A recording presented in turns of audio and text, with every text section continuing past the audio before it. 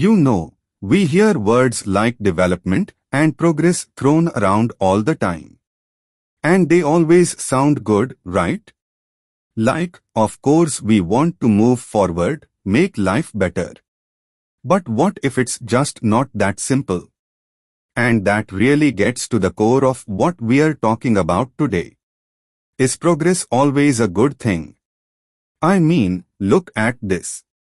For the person flying in that jet, development probably looks a lot like those shiny skyscrapers and highways. But what about the person on the ground? For the people who actually build that world, the whole story of progress, well, it looks and feels completely different. Okay, so to really get our heads around development, we've got to start with this one super important idea. It isn't just one thing. It's actually deeply, deeply personal. And here's the thing, right? What you think of as progress, what you see as a better life, is almost completely shaped by where you are right now. Seriously, your hopes for the future are a direct reflection of your life today. Just take a look at this contrast. It says it all. On one side, you have a rickshaw puller. His whole world, his daily grind, his dreams, they're all framed by that reality. And then on the other side, a family in their own car. Their starting points are just worlds apart.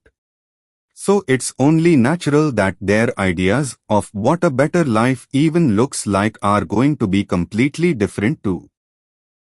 And this table here, it really breaks it down into real concrete stuff.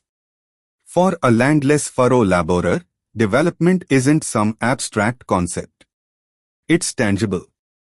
It means more days of work, better wages, maybe a decent school for their kids. Now, for a prosperous farmer, it's about getting higher prices for their crops, maybe even settling their children abroad.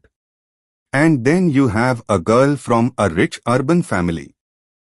For her, development might have nothing to do with money. It might be all about freedom, having as much freedom as her brother, the chance to study overseas on her own terms.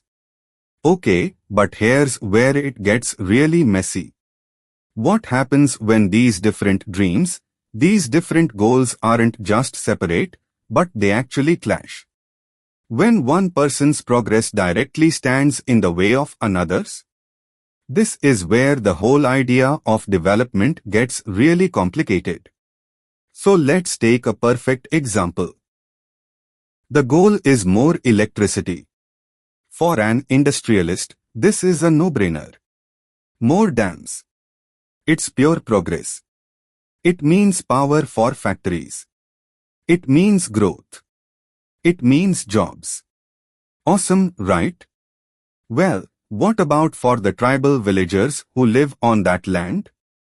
For them, that very same dam, it's not progress. It's destruction.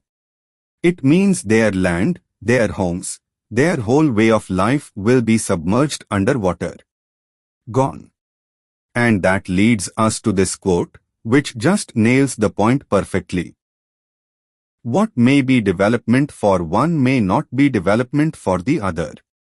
It may even be destructive for the other. I mean, wow. It's such a stark reminder that progress for one person can literally mean destruction for someone else. And listen, this isn't just some abstract theory we are talking about. This is real. This is a real-world protest against a dam project. You are looking at the faces of people who are literally fighting for their homes, for their livelihoods.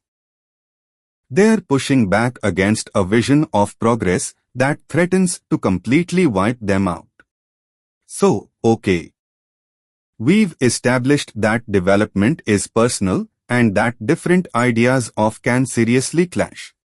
But is it all just about money? Is that all this is? A fight over who gets the resources? And look, let's be real. The desire for more income is a huge part of this. It's absolutely a common thread. Of course, people want regular work, better pay, fair prices.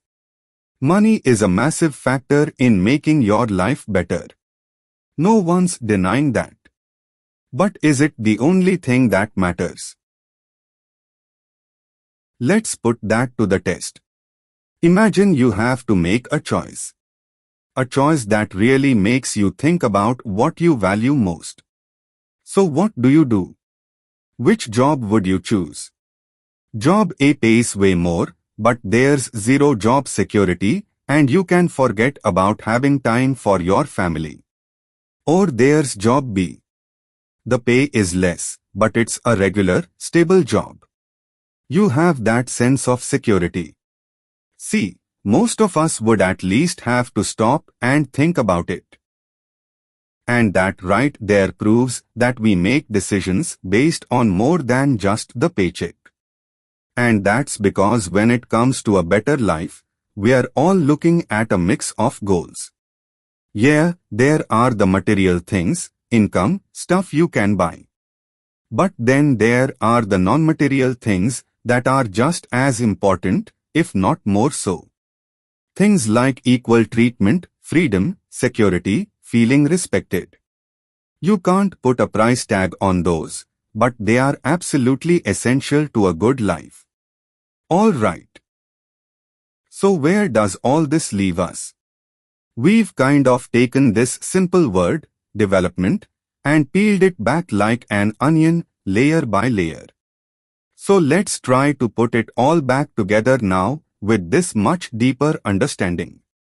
And really, the big takeaway is this. Development isn't some simple race to a finish line where everyone's running in the same direction. No. It's a messy, complicated, and never-ending conversation about our shared values.